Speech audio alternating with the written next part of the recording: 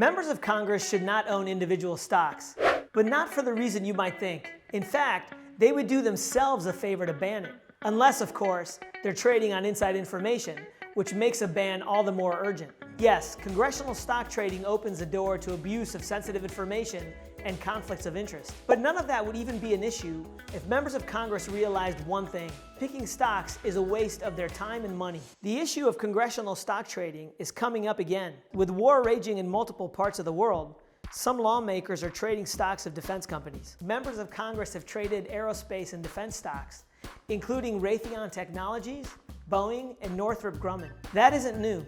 In May of 2022, Business Insider reported that at least 20 members of Congress own stocks in Raytheon and Lockheed Martin, which manufacture some of the weapons US and allies are sending to Ukraine. Those trades probably haven't paid off. Since Russia invaded Ukraine in February of last year, stocks in the aerospace and defense industry as a group have gone nowhere. But what those trades have definitely done is given people the impression that members of Congress are trying to profit from wars. And more to the point, to profit from information they receive about conflicts around the world, information that isn't available to the public. Remember that Congress has the authority to declare war, which also raises the disturbing possibility that decisions about war and peace might be driven in part by personal financial considerations.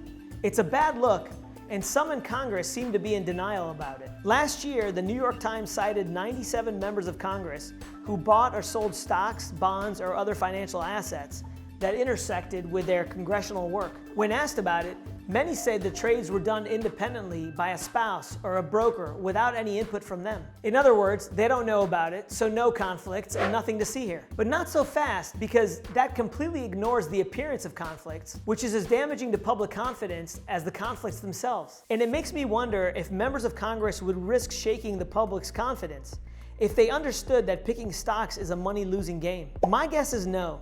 So here's the reality about picking stocks. There's a mountain of evidence showing that simply owning the entire stock market is more profitable than picking individual stocks.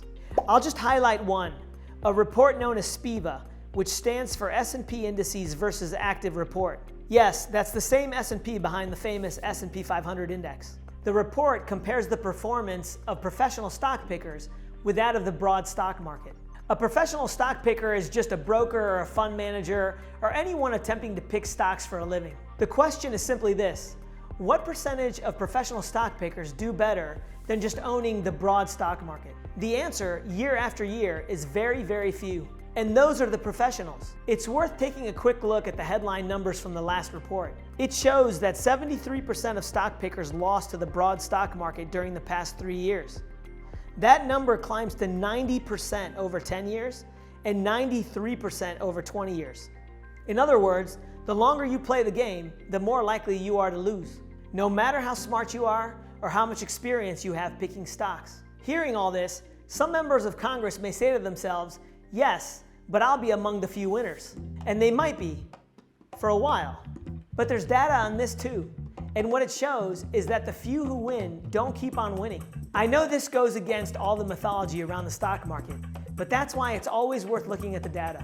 Both Democrats and Republicans have proposed multiple bills in the past, and Congress seemed ready to vote on one last fall before ditching it ahead of midterm elections. It's almost like Congress wants to make a lot of noise about passing a ban, but doesn't really want one. And most voters agree. A clear majority of them support a ban on congressional stock trading, including more than 2/3 of Democrats and nearly 60% of Republicans. The holdouts in Congress would be smarter to do what their staffers are doing. The federal government's thrift savings plan is the equivalent of a 401k for government employees. It offers a limited menu of low-cost index funds that track US and international stock markets. Those funds will beat the vast majority of stock pickers, including the wannabe stock slingers in Congress. Members of Congress could face some fateful decisions in the weeks and months ahead. No one should have to wonder if those decisions are tainted by financial interest. It's a win-win. The public gets peace of mind on a nagging issue, and lawmakers make more money.